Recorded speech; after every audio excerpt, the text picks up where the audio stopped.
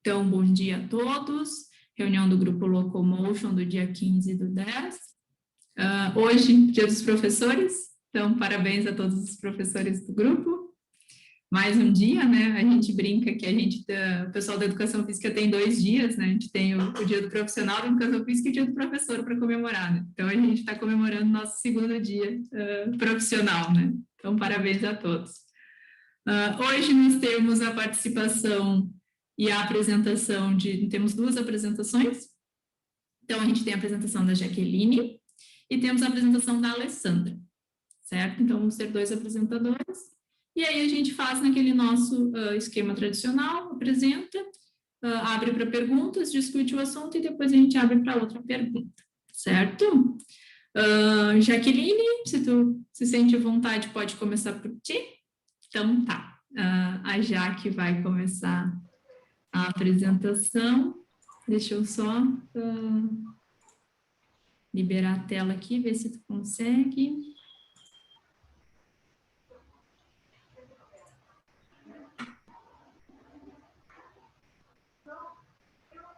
Posso compartilhar, professora? Pode, claro, fique à vontade.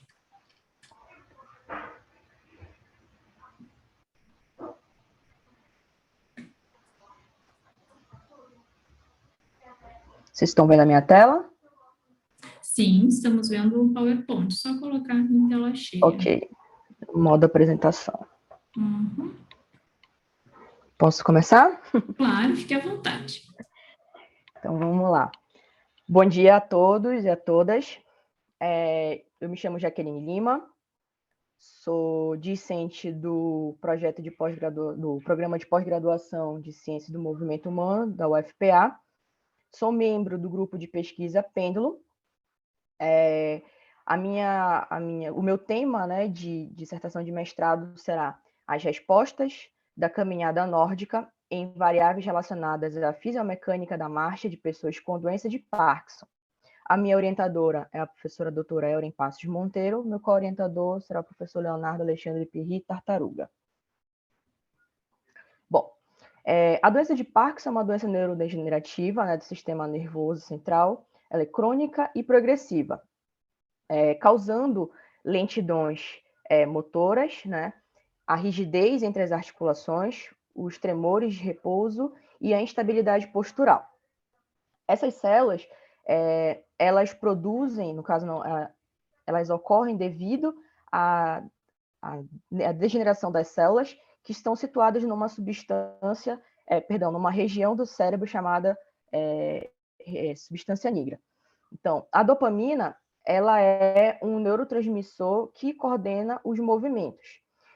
Devido a isso, a ausência, né, ou a diminuição da dopamina afeta os movimentos e acabam provocando os sintomas acima citados. Os distúrbios motores, eles são considerados como fatores preponderantes para a alteração da marcha e o aumento do gasto energético. Desse modo, ele explica que o mecanismo de troca de energia cinética e energia potencial visa reduzir o custo metabólico da locomoção, diminuindo o esforço muscular necessário para acelerar e desacelerar o centro de massa. O membro inferior, ele só pode ser aproximado de um pêndulo invertido quando ocorrem variações perfeitas de energia potencial e energia cinética. Né? Dessa forma, várias pesquisas, né, vários estudos científicos mostram que os indivíduos com Parkinson que praticam atividade física com regularidade, eles conseguem reduzir o progresso da doença. Nesse viés, a caminhada nórdica, ela é indicada na literatura como ferramenta terapêutica para reabilitação. Então, podemos entender dessa forma que a caminhada nórdica ela é definida como a caminhada com bastões. Nela, a gente pode verificar que há uma maior ativação da musculatura dos membros superiores, um maior comprimento de passada, uma melhora na composição corporal e da capacidade aeróbica, e também melhora a atividade cardiovascular e a aptidão muscular. Em vista disso, algumas inquietações nos trouxeram ao tema que nós estamos pesquisando. Então, encontramos em algumas literaturas, como de Paola et al. 2016, indivíduos com doença de Parkinson que possuem a caminhada lenta ou que são gravemente afetados. Esses indivíduos eles possuem uma baixa energia potencial e de recovery. Já em estudos de Gomenyuka 2020, no qual a população estudada foram idosos sedentários, foi identificado que o trabalho externo ele foi afetado pela velocidade, no qual o P foi menor que 0,001, e na interação grupo-tempo, o P foi igual a 0,049 pós-treino do grupo de caminhada nórdica. Nesses parâmetros, houve uma melhora, né, na caminhada no grupo de idosos de caminhada nórdica, após 8 semanas de treinamento. E, no caso, eles tiveram um melhor comprimento de passadas. Diante disso, a gente traz esse problema de pesquisa devido a não encontrar em estudos respostas agudas ao treinamento com bastões nessa população. Então, trazemos um problema de pesquisa que será: quais as respostas do treinamento com e sem bastões sobre os parâmetros fisiomecânicos da marcha em pessoas em doença de Parkinson? Desse modo, o nosso objetivo geral, ele visa analisar as respostas do treinamento com e sem bastões sobre os parâmetros fisiomecânicos da marcha em pessoas com doença de Parkinson. Então, por meio disso, nossos objetivos específicos, eles visam verificar o trabalho externo e interno da locomoção de pessoas com doença de Parkinson, comparar os efeitos do treinamento com e sem bastões sobre o trabalho mecânico em pessoas com doença de Parkinson, analisar as respostas do treinamento com e sem bastões sobre recovery em pessoas com doença de Parkinson, verificar o comportamento da energia cinética após um treinamento com e sem bastões em pessoas com doença de Parkinson, verificar o comportamento da energia potencial após um treinamento com e sem bastões em pessoas com doença de Parkinson. Desse modo, a nossa hipótese é de que o treinamento com bastões mostrará superioridade nos parâmetros fisiomecânicos, mais especificamente nas variáveis trabalho interno, trabalho externo e recovery da marcha de pessoas com doença de Parkinson, comparado com o treinamento sem bastões.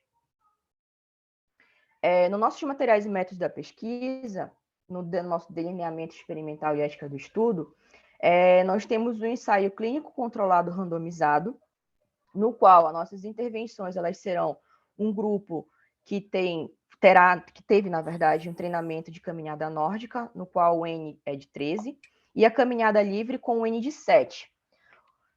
Foram feitas 9 semanas de treinamento e um bloco de avaliações finais foi realizada após 48 horas do período de após período de término de treinamento. A população e a amostra foram indivíduos acima de 50 anos, de ambos os sexos, com diagnóstico clínico de doença de Parkinson, o estadiamento entre 1 e 4 da escala Ronnear, e a velocidade foi a velocidade autoselecionada de caminhada, a VAS. Os critérios de exclusão.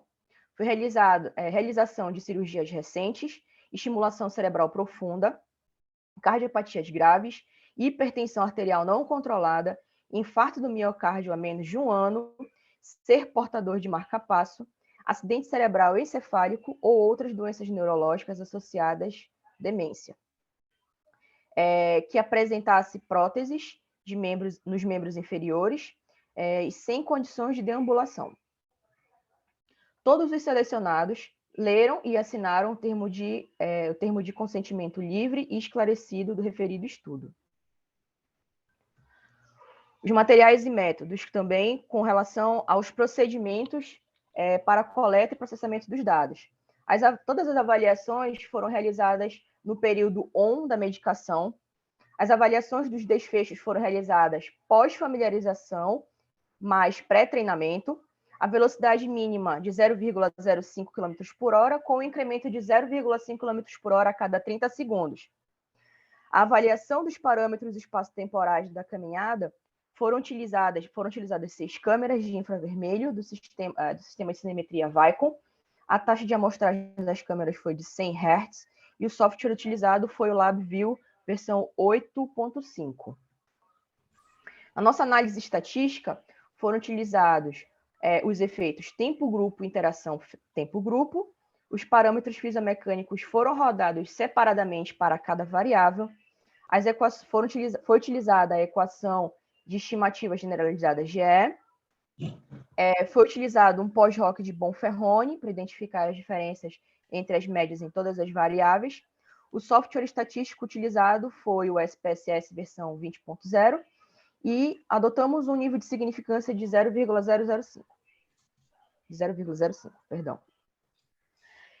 Os nossos resultados ainda são resultados preliminares, pois estamos nas fases iniciais dos dados.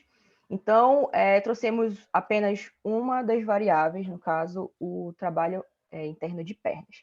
Então, essa tabela ela é referente ao comportamento do trabalho interno de pernas dos grupos de caminhada nórdica e caminhada livre, certo?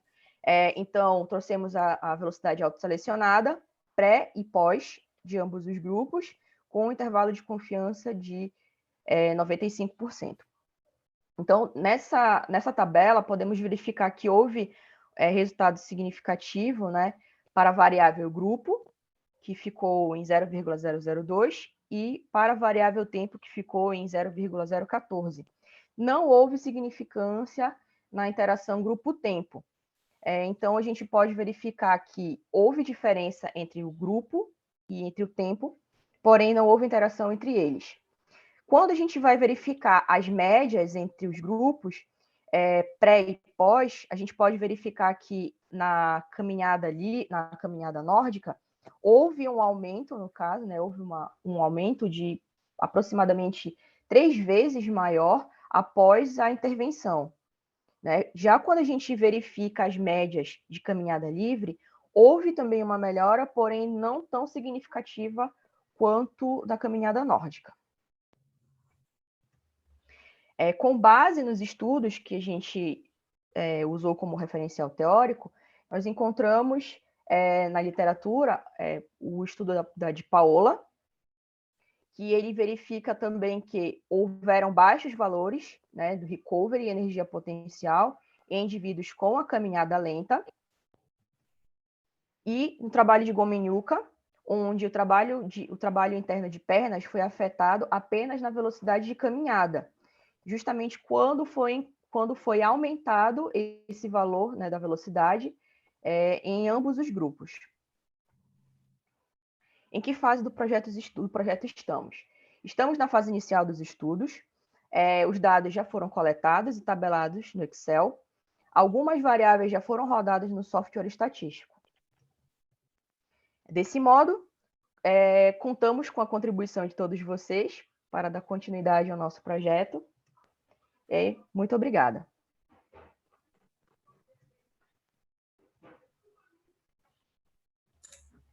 Obrigada, Jaque. Parabéns pela apresentação, bem clara, os slides muito bons. E eu queria te dar uma pergunta, que no fim tu acabou falando os resultados, já acabou trazendo um pouquinho, né? Eu queria que tu falasse um pouquinho sobre o que tu já viu dos resultados, assim, comentar um pouquinho sobre a comparação dos grupos, o que tu já está vendo, assim, conforme tu está trabalhando nas tabelas. A gente, como eu falei, a gente já rodou algumas variáveis, né? E além do trabalho interno de pernas, a gente achou um valor também no recovery. E aí, assim, a gente já está verificando, né, de que forma, o que foi que ocorreu entre esses grupos, verificando ali, olhando as médias, e ir buscando já na literatura para ver algumas discussões com relação a isso. Mas, de qualquer forma, a caminhada nórdica, ela, quando a gente também analisa as médias, ela se mostra bem superior à caminhada livre.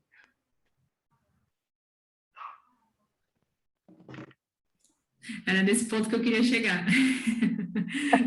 já tem alguns... Nos preliminares já dá para ver essa diferença, né? Sim. Excelente. Então, deixo aberto para o grupo para as perguntas. Se alguém quer fazer algum comentário, alguma pergunta para a Jaque, fica à vontade.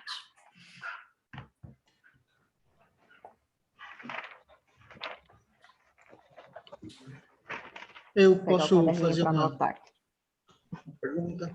Claro, querido, então, fica à vontade. Parabéns, né, Jaqueline, parabéns a Elne, que é a sua orientadora, parabéns pela apresentação. Eu só fiquei na dúvida de uma coisa, quando você apresentou ali as diferenças dos grupos, desculpa, é porque eu não consegui ouvir direito a tua apresentação, porque aqui está chovendo muito e aqui na universidade o barulho da chuva meio que ofuscou um pouco o som, então, desculpa se eu vou te perguntar uma coisa que você comentou na apresentação.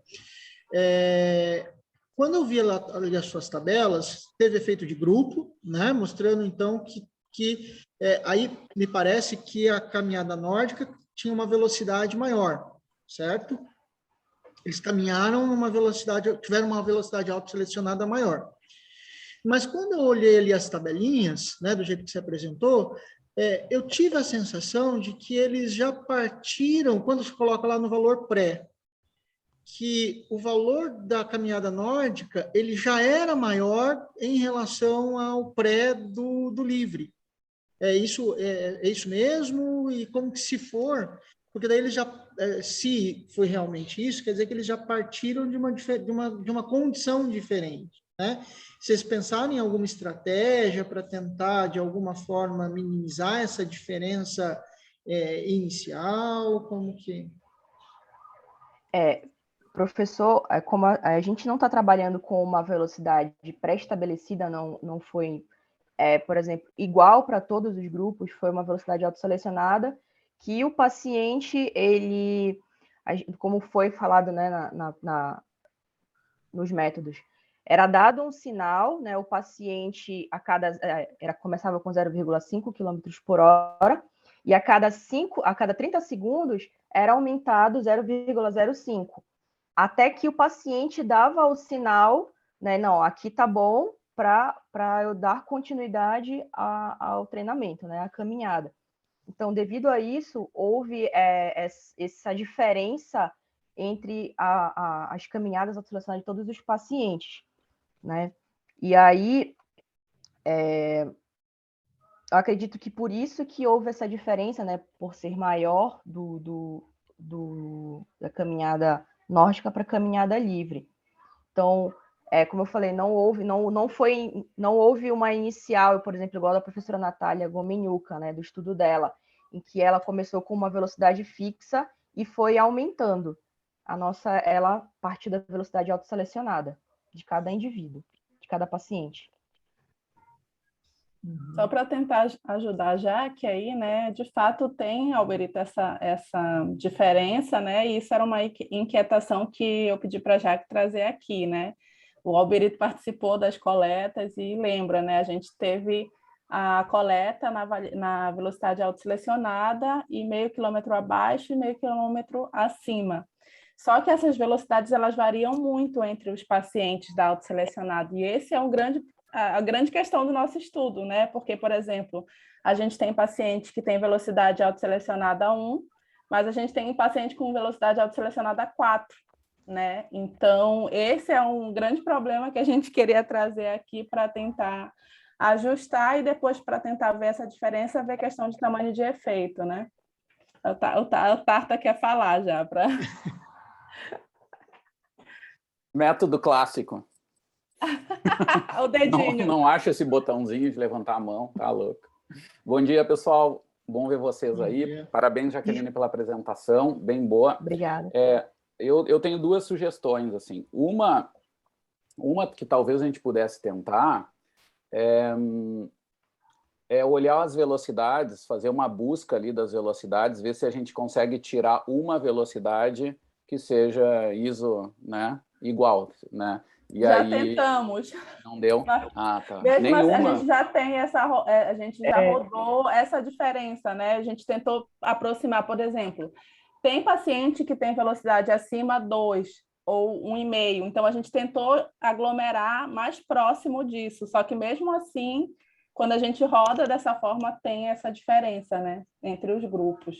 Não, mas aí, não, se vocês conseguiram fazer um critério que seja a mesma velocidade, vocês conseguiram ver que deu para comparar, sei lá, 2 km por hora, ou em torno disso, algum critério que fosse em torno desse, por exemplo, desse ponto, aí as diferenças que aparecer tá resolvido. A diferença aí tem, aí se continuar esse padrão, aí continua tendo um efeito estranho.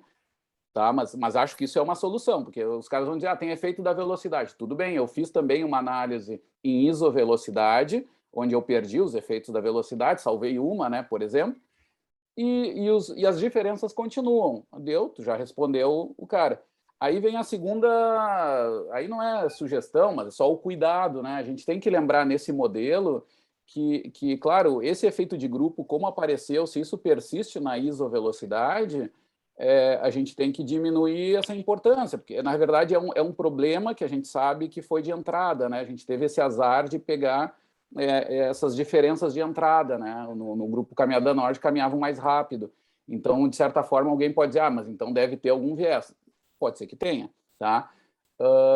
E aí a gente tem que analisar fortemente ali a interação, né, nesse caso, que é onde pode aparecer mais a real diferença, assim, do efeito de usar bastões, né, em relação a não usar.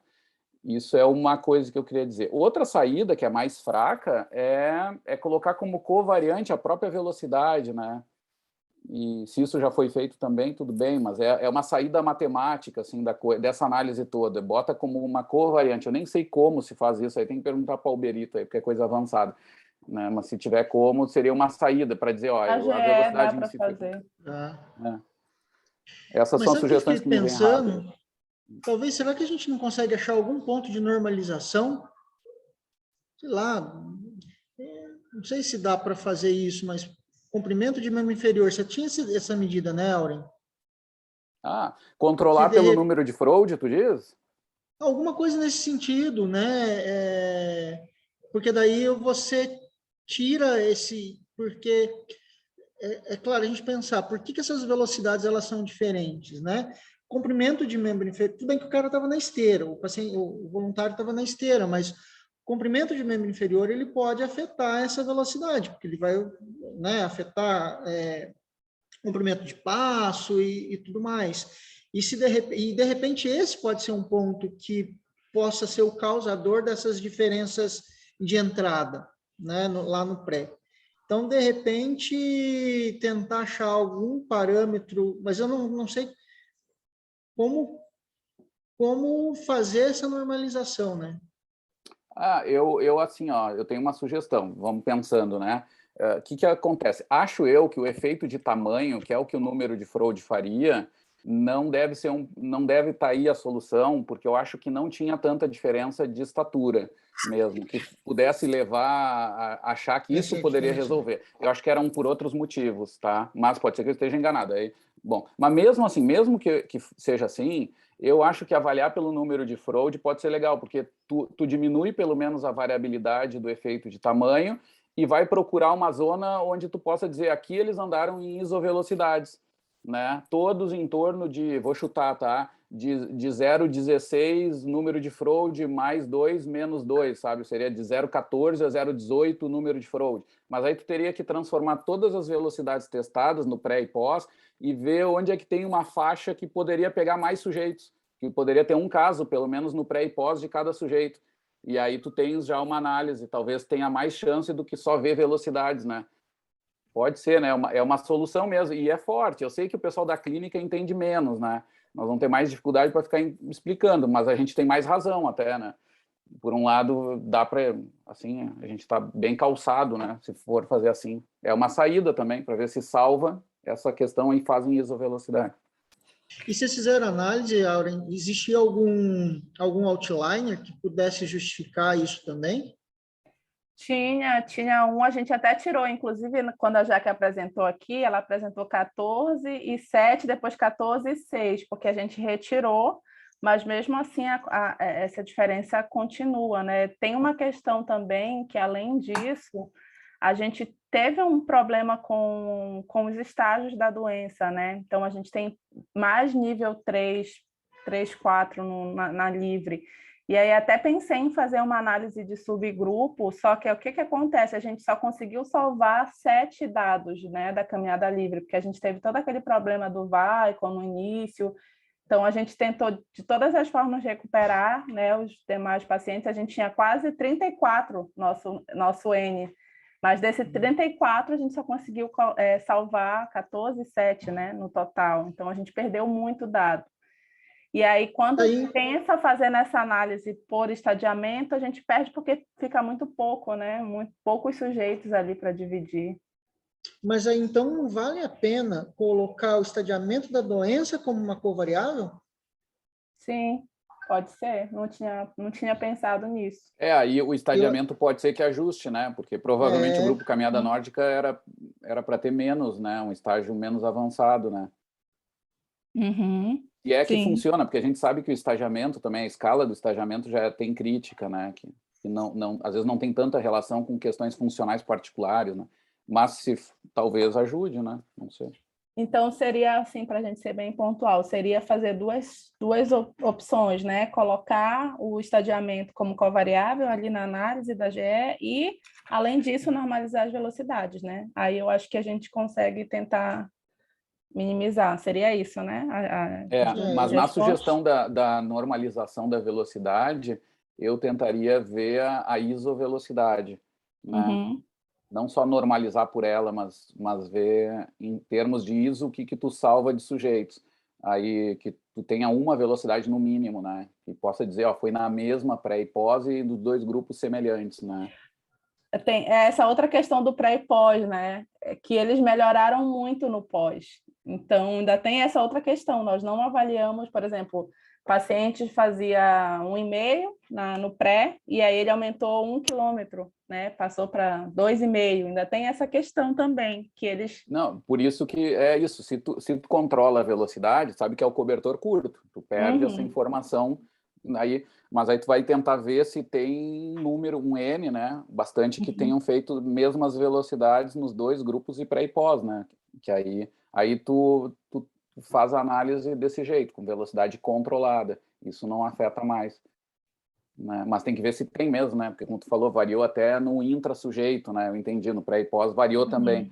Mas tudo bem, deve ter uma zona de intersecção ali. Por isso que tem que botar todos os pontos de velocidade em termos de número de Froude, né? Transformar tudo para número de Froude e tentar ver se tem uma região ali que tu possa pegar os pares de sujeitos mínimo, né? Assim, para ter um N de análise, né? Aí tu avalia em isovelocidade, né? É o que a gente fez em alguns estudos. Às vezes a gente botava lá nos cardíacos e DPOC a gente botava 3.2. Era uma velocidade mágica, que a gente nunca descobriu bem por quê, mas deve ser porque era próxima do que eles caminham e tal. Aí era 3.2. Aqui, nesse caso, não vai ser um número de Froude associado, né? Só lembrando, é velocidade ao quadrado dividido por GL, que é gravidade e comprimento de membro inferior. Aí, tudo bem. Ali está o tamanho, né? Dessa forma, tu controla o efeito de tamanho, né? Muito bem, obrigada, pessoal. Mais alguma pergunta para a Jaque? Algum comentário? Jaque, quer fazer algum comentário no final?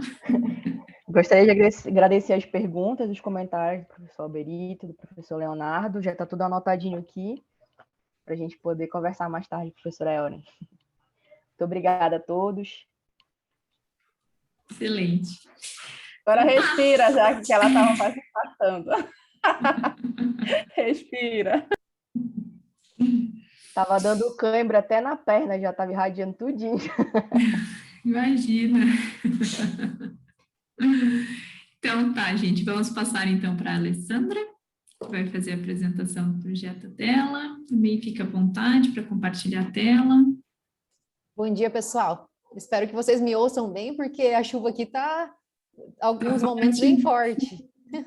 Mas, a princípio, tá normal o teu áudio. Tá tranquilo, né? Tá. Tá. Não, é que aqui eu tô num lugar que a chuva, quando vem, o barulho fica intenso, mas... tá dando para ver minha apresentação? Ainda não. Não? Ué, Não, ainda não. estranho. Então, só um pouquinho. Ah, tá. Acho que agora eu entendi. Agora sim, está iniciando. Uhum. Pronto. Isso. Pronto, né? Uhum. Só colocar aqui.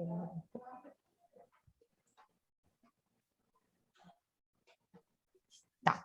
Pessoal, então, meu nome é Alessandra, eu sou aluna do mestrado de Biociências e Saúde da UniOeste, e o meu orientador é o professor Alberito. Então, o título do nosso estudo é Repercussões de duas propostas dosimétricas da eletroestimulação neuromuscular associada à estabilização lombopélvica nos aspectos psicossociais, funcionais e neuromusculares em subclasses de pacientes com dor lombar crônica. Então, nós sabemos que a dor lombar ela é uma síndrome com alta prevalência global. Ela é considerada um dos distúrbios musculoesqueléticos que mais causam morbidade e anos de convivência com incapacidade. Por atingir uma porcentagem da população economicamente ativa, ela também é vista como um sério problema de saúde pública. Ela também é de etiologia multifatorial, então diferentes fatores, tanto físicos quanto psicossociais, podem contribuir para a cronificação da dor. Sabendo disso, identificar esses fatores e classificar os pacientes com dor lombar crônica quanto ao risco de mau prognóstico pode nos ajudar a compreender melhor o quadro do paciente e evidenciar melhor os efeitos da reabilitação física. Nós sabemos que a dor lombar crônica, ela desencadeia desajustes nas propriedades tanto biomecânicas quanto fisiológicas dos músculos da região lombopélvica, e isso causa alguns prejuízos funcionais.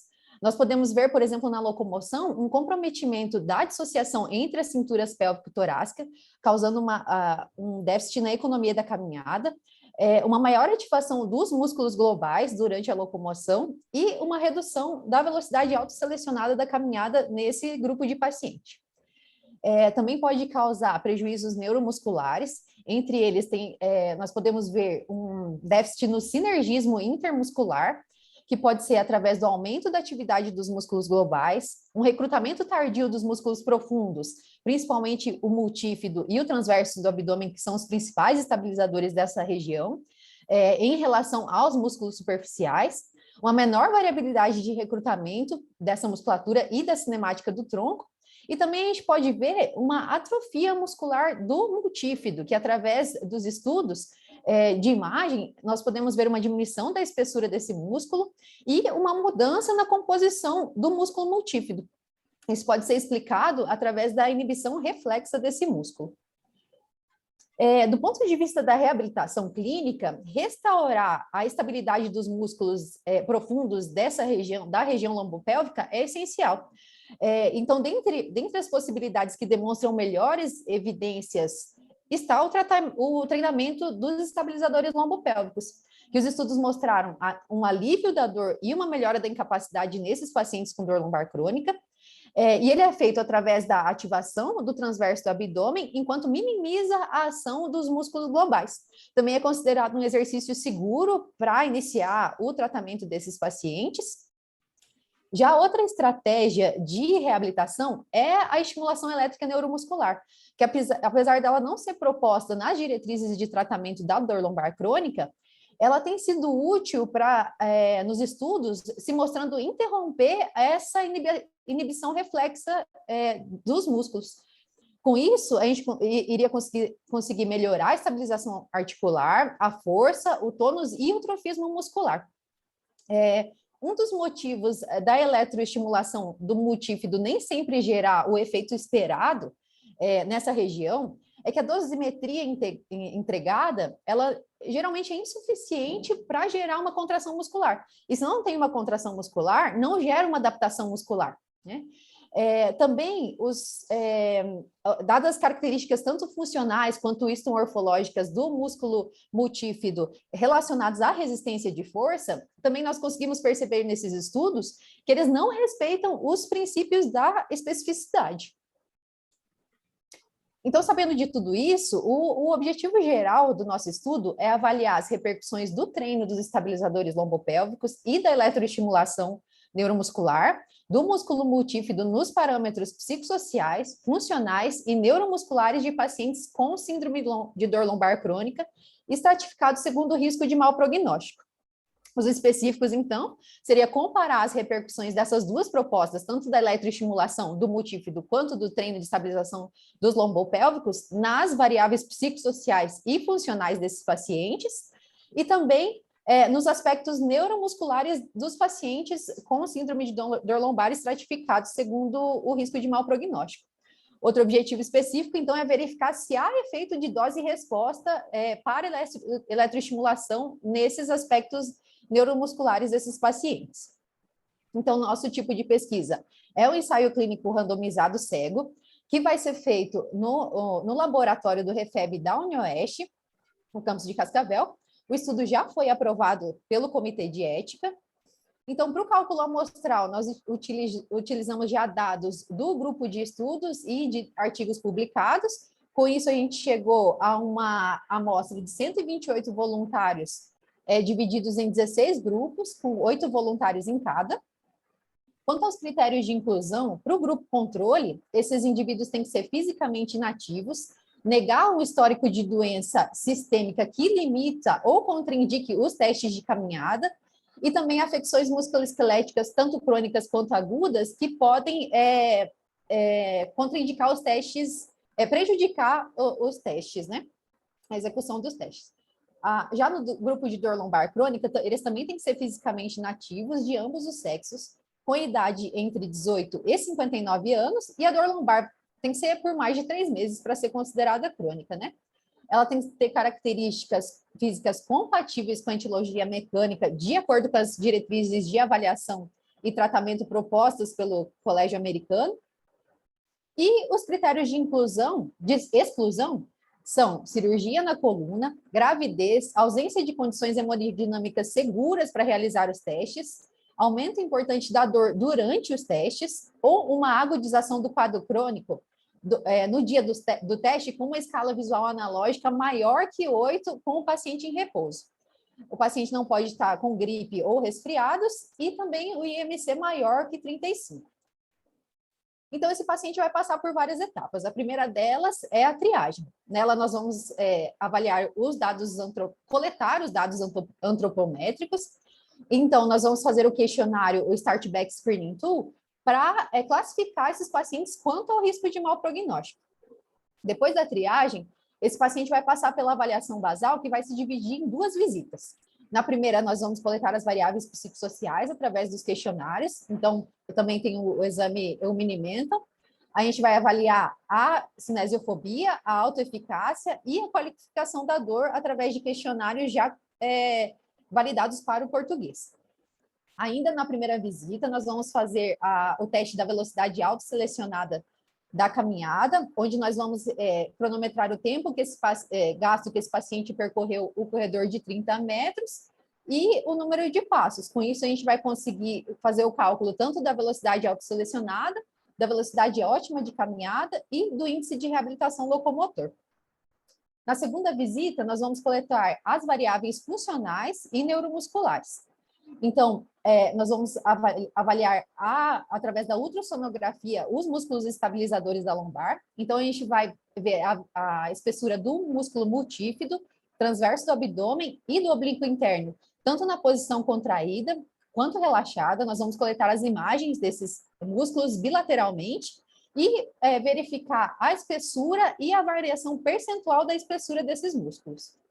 Ainda na segunda visita, nós vamos fazer os testes de força e de resistência isométrica e extensão, junto com a eletromiografia de superfície. Então, os eletrodos vão ser posicionados no músculo multífido, no transverso do abdômen e no oblíquo interno. Então, a gente vai verificar o teste de resistência através do tempo máximo que esse paciente consegue ficar em segundos. Aqui nessa imagem de cima, eu coloquei a posição que o paciente vai permanecer com as faixas na perna, e a gente vai pedir para esse paciente fazer a extensão.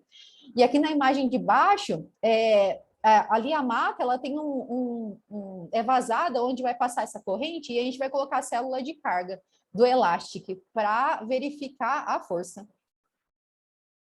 Então, quantas intervenções? Serão 6 semanas, com 3 sessões semanais, num total de 18 sessões. Nós vamos dividir esses pacientes em 4 grupos. Então, o primeiro esse grupo vai ser o grupo de eletroestimulação neuromuscular placebo, junto com o treino de estabilização lombopélvica. O segundo grupo vai ser da eletroestimulação de 30 repetições, junto com o treino de estabilização lombopélvica. O terceiro, a eletro de 15 repetições, junto com o treino de estabilização lombopélvica. E também nós vamos ter o grupo só do treino da estabilização lombopélvica. Então, quanto à eletroestimulação, os eletrodos vão ser posicionados na região dos músculos multífidos, e nós vamos fazer de 3 tipos de dose. Na primeira dose, esse paciente, por 15 minutos, vai fazer 15 repetições de contrações.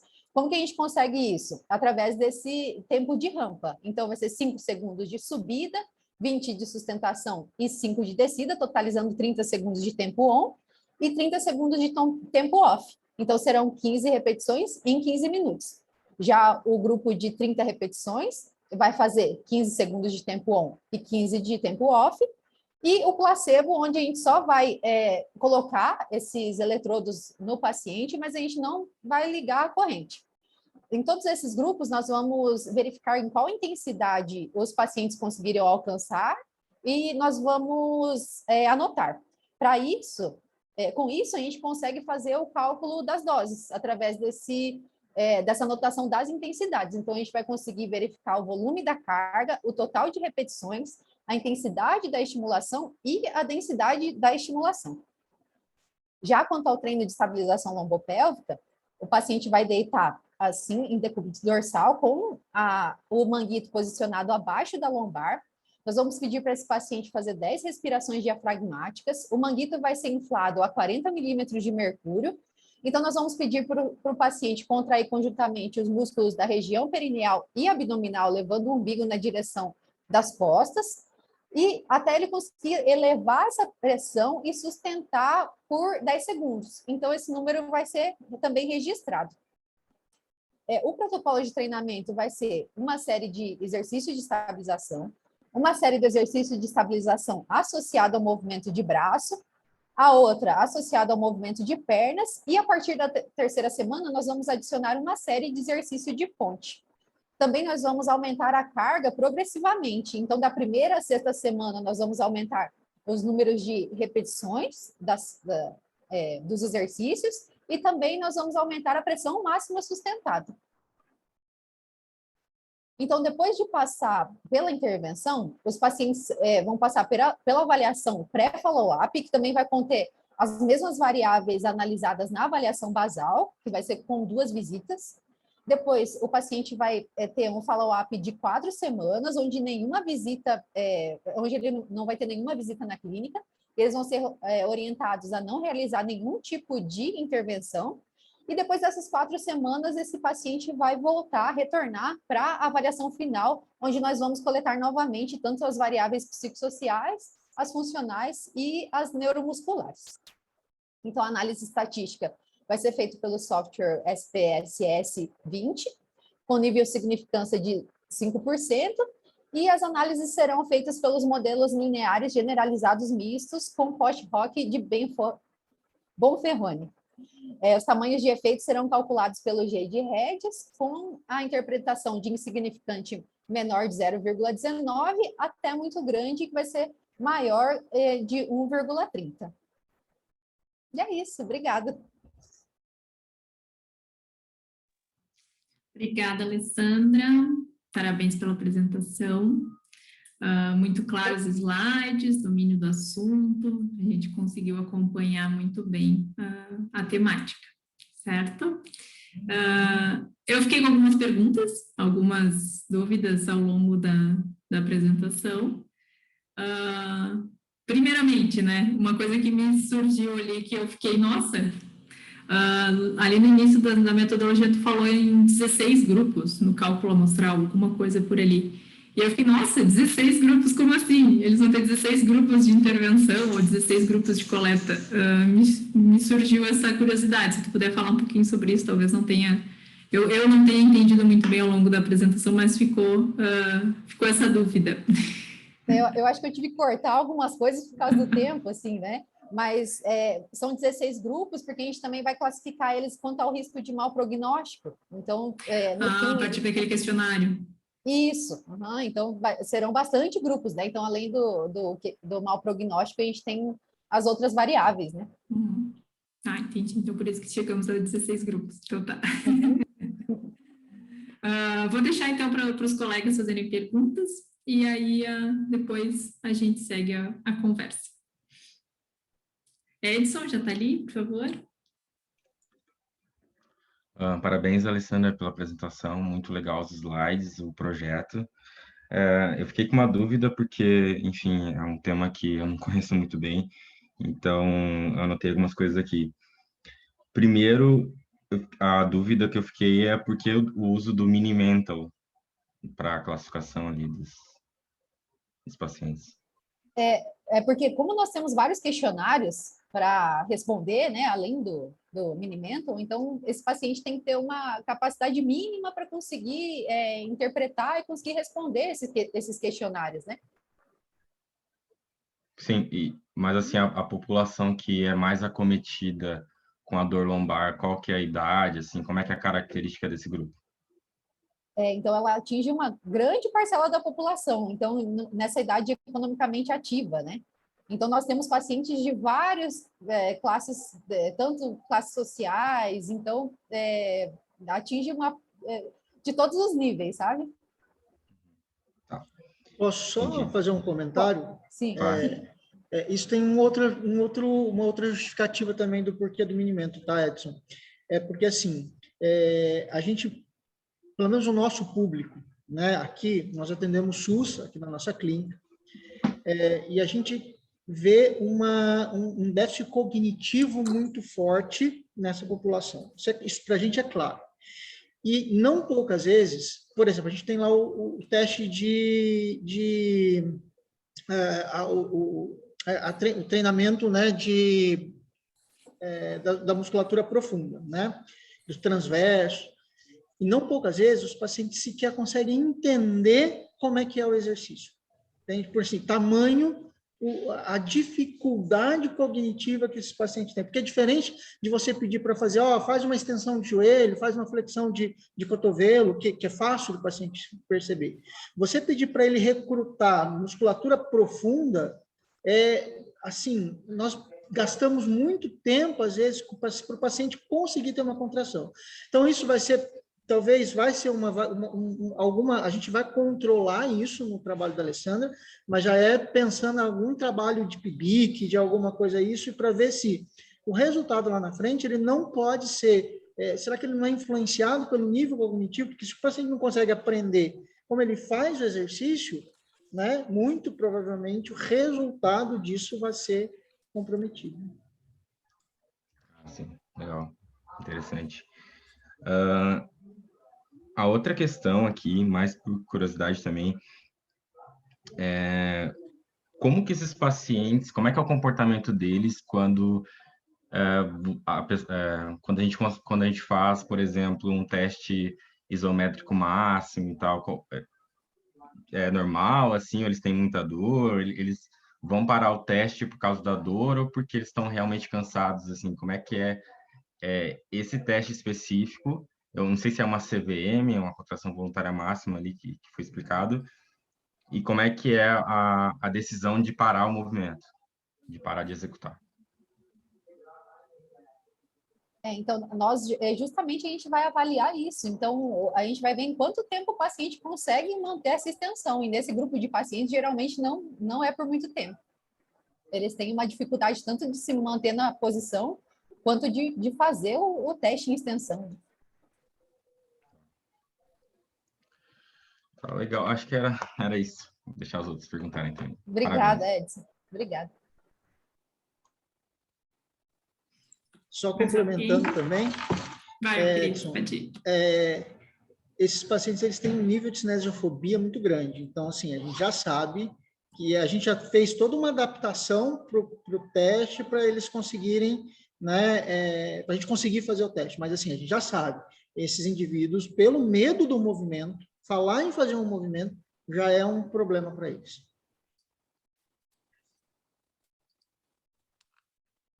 Eu posso falar?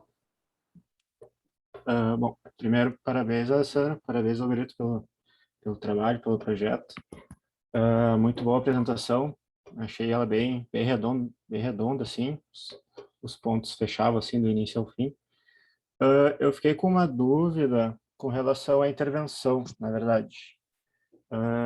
Tu traz até na introdução ali a questão da uma crítica à literatura, assim, da questão da especificidade do treino, às vezes algumas intervenções não são muito específicas ao treinamento para dor lombar crônica. E me corrija se eu estou errado, pelo que eu entendi, a ideia de vocês é comparar um treino, esse com esfigmo ali, né, com a variação de pressão, com um paciente deitado em decúbito dorsal, que foque mais em transverso do abdômen, isso, versus um treino de estimulação elétrica que foque em multífido. Na verdade, o treino da estabilização com os exercícios, ele vai focar nos músculos profundos do tronco, então, tanto no transverso do abdômen quanto no multífido. Então, a gente foca nos músculos profundos e tenta, para não ativar os globais. Então, seria tanto o multífido quanto o transverso. E na eletro vai ser focado no multífido, justamente porque a gente vê nos estudos essa diminuição, tanto na espessura quanto na construção da fibra ali, né? Sim. Tá, eu tô tentando pensar na cinésia, assim, com a pessoa deitada em decúbito dorsal. Posso estar até errado, vamos ver junto com vocês, assim. Mas quando ela faz que ela está com uma lordose, ela faz, na verdade, uma cifose lombar, né? Seria uma flexão de coluna, né? Estaria fazendo uma flexão. Eu vejo, claro, eu imagino mais os flexores de coluna entrando, mas, enfim. Mas, de qualquer forma, vou ver se eu consigo me expressar. Mas a ideia de vocês é comparar um treino mais ativo versus um treino de eletroestimulação.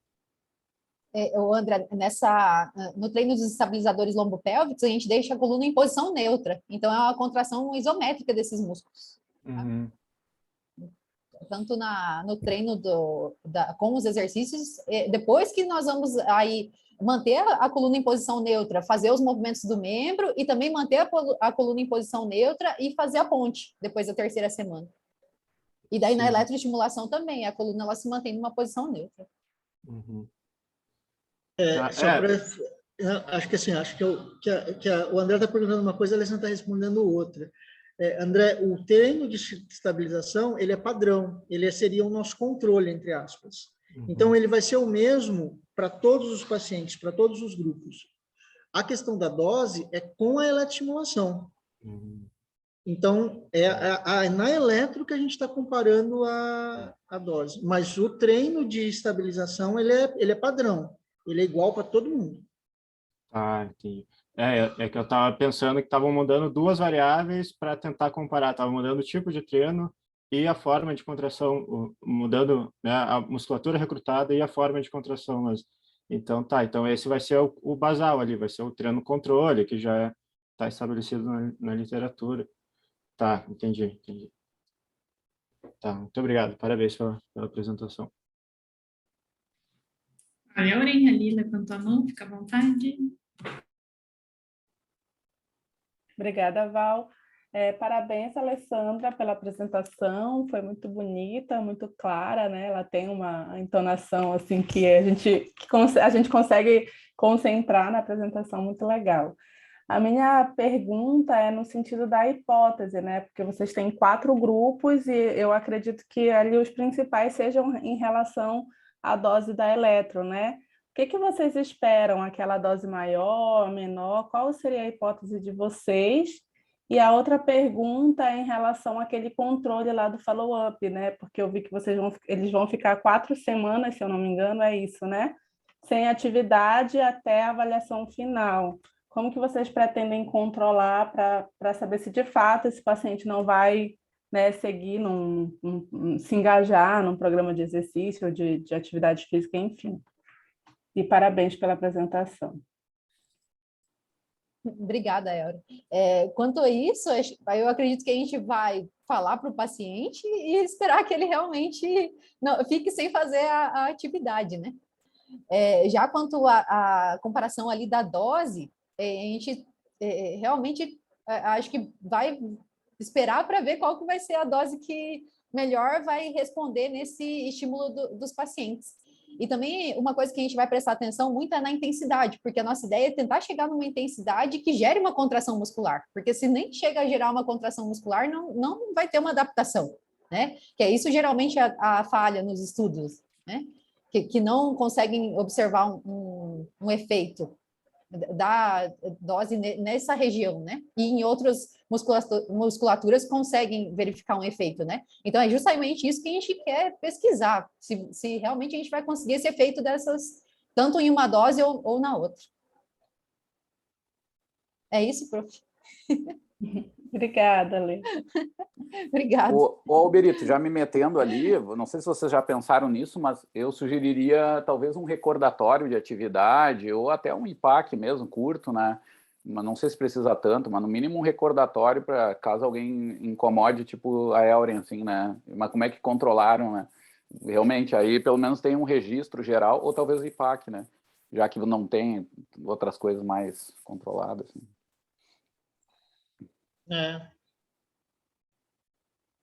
Mas sim, acho que um recordatório, no mínimo, para a gente, né, ter um controle. Mas ter um controle rígido, infelizmente, a gente não consegue, né? E assim, também, Elren, aí a nossa hipótese é que aquela contração mais focada no volume, um número maior essa seja o que vai dar mais resultado, porque as características histomorfométricas, né, do multífito, ele é um músculo, por ter uma ação muito postural, né, é muito rico em fibra tipo 1. Então, a gente imagina que, em função disso, lógico que a gente não vai fazer biópsia, nada disso, né, para confirmar isso, mas os estudos prévios nos dão esse suporte, que eles são muito ricos em fibras tipo 1. Então, talvez essas doses que prevalecem, onde prevalece o volume, talvez ele seja mais...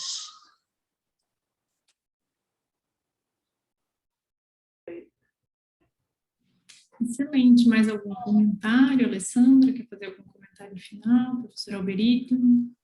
Obrigada e parabéns aos profs pelo seu dia e muito obrigada por todas as sugestões. Excelente. Então, hoje, já o professor Leonardo quer fazer algum comentário, já que no início da reunião não estava presente? Os informes participei gerais. bastante, fazendo confusão, né? Eu queria parabenizar só as gurias, né? Eu não sei se teve alguém antes da Jaqueline, não? Então não, tá, então parabéns para vocês duas, bem legal apresentações, assim, e é muito legal de ver que tem uma continuidade das coisas que a gente fez em Porto Alegre, assim, e em temas até que são diferentes, assim, mas são muito legais. Acho que são temas bem importantes e tem uma história atrás, né, em cada um deles, assim, acho que tem uns assuntos bem legais. Eu gosto sempre de registrar também essa coisa positiva, né? A Alessandra tem um modo de apresentar que eu acho que é legal, assim, a gente às vezes não dá bola porque tem muito a ver com o jeito que a gente mas eu acho que quando tem um bom exemplo é bom usar, e cada um acho que tem que sempre tentar melhorar, eu digo assim, não é que tem que fazer igual, mas quando tem um bom exemplo, diz, ó, pô, isso é muito legal. Então essa mudança de tom de voz, assim, e tal, da Alessandra é muito legal, assim, é uma coisa que também a gente pode treinar, né? E isso com o tempo a gente vai prestando atenção e isso ajuda, sabe? Quando tem que focar numa mensagem maior, aumenta a entonação. Eu não sou expert nisso, né? Mas ao longo do tempo é uma coisa que não é pouca coisa, assim. Então, parabéns, Alessandra. Acho que isso aí que bom que tu já tem isso, né? Natural, né? Daqui a pouco tu só tem até que controlar, mas o mais difícil é a gente pegar essa coisa e é super importante.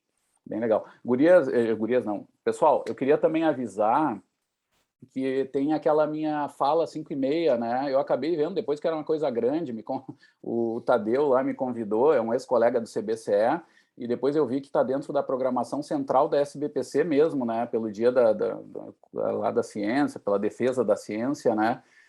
Tem atividades da SBPC, Sociedade Brasileira para o Progresso da Ciência, né? Eu sou sócio há muitos anos, quem não conhece, acho que é muito legal, assim, quem está entrando nesse mundo científico e quer se engajar de uma forma mais geral, acho que é muito legal. E o CBCE, onde eu fui presidente, né, para quem não sabe, o Colégio Brasileiro de Ciências do Esporte, ele é associado à SBPC, é a área da educação física, resumindo assim, que é sócia ali junto com outras sociedades, tudo que é a área, né, do conhecimento. E aí tem essa atividade, às 9 horas teve o tuitaço lá pela defesa, né, mas eu fui ver o que tinha nos trends do Twitter, estava Mourão, assim, que droga, não. Mas a gente está tentando, tá? E às 5h30 a gente vai falar, e o que eu queria dizer era isso, que a minha fala não é qualificada, assim, né? Eu não estudo esse problema em termos de conjuntura nacional, mas tem o meu colega, o Marcelo Húngaro, que foi meu vice-presidente na minha segunda gestão, que é um grande intelectual, assim, da área das ciências do movimento, assim, né? Ele trabalha na área das humanidades, uma área bem longe a minha, mas ao longo dos anos eu fui conhecendo muita gente e dificilmente achei um cara com uma inteligência tão grande e uma cultura, assim, tão grande como a dele, né? Além da fala dele, que é muito boa, assim, é o estilo Alessandra também, capta, assim, é muito bom. Então, né, se vocês quiserem ver algo interessante, botem lá no horário do Marcelo Húngaro, no mínimo, que já vai valer a pena, porque é um cara muito bom. Tá? Aí eu deixo esse registro aí também. Eu já faço aqueles informes atrasados, né, Val? Vou incomodar pouco. Eu acho, prof, eu olhei meio rapidamente, eu acho que tem atividades a tarde toda também, né? Todo dia, tá? Tem todo. Se vocês entram na página da SBPC, tem ali atividades ao longo do dia, tem palestras, né, de muitos assuntos, e tem uma parte que é das sociedades que são associadas, né? Então, essa parte nossa não é a principal, mas também tem. Aí às 5h30 a gente entra. Mas ao longo do dia tem outras bem gerais, assim, super legais também. Quem puder assistir ou depois ter acesso, vale a pena. Tá? Porque o momento é bem importante, né? Cortaram 90% daquilo que já não tinha muito. Então, vocês imaginem como a gente está no limite, assim, de um caos maior ainda, né? De um ponto sem volta para muita coisa. A gente já está fazendo milagre com todos esses cortes, né? A gente viu ali o Alberito chorando porque ele mesmo está pagando, aí a gente direto, né, está sempre fazendo milagre. Imagina se cortar esse pouco, né? Então a situação é de luta, né? A gente tem que se unir e fortalecer, né, essas coisas. Tá? Eu acessei a hashtag ali, o SOS Ciência, e realmente não tinha muita coisa mesmo. Não ia chegar nos primeiros. Tuitaço, eu pensei tuitaço, mas é fortíssimo. Não apareceu nos trends. Não apareceu. Tuitinho foi. Mas enfim. Então tá, gente. Hoje vamos encerrar um pouquinho mais cedo. Eu acho que 2 apresentações é um bom número para as reuniões, que daí não fica corrido, todo mundo consegue falar e comentar. Ficou bom, assim, gostei. Acredito que vocês também tenham gostado desse formato. Semana que vem, a princípio, a gente tem a apresentação do Léo, que vai trazer o projeto dele já do doutorado. E aí, se o professor Leonardo quiser, a gente pode falar um pouco sobre a extensão. Também já deixei reservado ali uns minutinhos para a gente falar um pouco da extensão também e dos planos para o próximo ano da extensão. Tá bom? Todos convidados? Eu só queria agradecer, né, mais uma vez a oportunidade. É muito legal. Infelizmente, eu não consigo participar com frequência das reuniões do grupo, porque eu estou de plantão, na verdade. A chuva me ajudou um pouco para estar aqui hoje também, que os presidentes acabaram não vindo, mas acho que é bem legal de ver, né, a gente que veio lá do comecinho, considero que eu estava praticamente no começo, né, da formação lá do Locomotion, e hoje ainda continuamos, né, com alguns mais antigos aí, veio o João Marcos, Tartaruga aí, né, Elren, mas muita gente nova, né, então acho que isso também é bem legal, ver essas renovações que são naturais, né, isso, todos os grupos passam por isso, mas, bom, que continue, né, e é isso, espero que continuemos assim, né? Certamente. Valeu. Obrigado pela participação também, né? Que o pessoal que tem consegue fazer esses ajustes na agenda para estar aqui com a gente, sempre é muito bom. Então tá, gente, eu vou parar a gravação aqui.